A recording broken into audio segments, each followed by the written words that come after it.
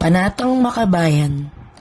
Iniibig ko ang Pilipinas, aking lupang sinilangan, tahanan ng aking lahi.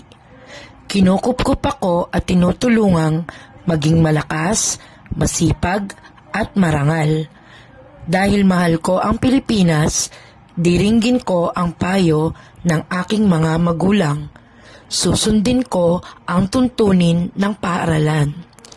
Tutuparin ko ang tungkulin ng mamamayang makabayan, naglilingkod, nag-aaral at nananalangin ng buong katapatan. Iaalay ko ang aking buhay, pangarap, pagsisikap sa bansang Pilipinas.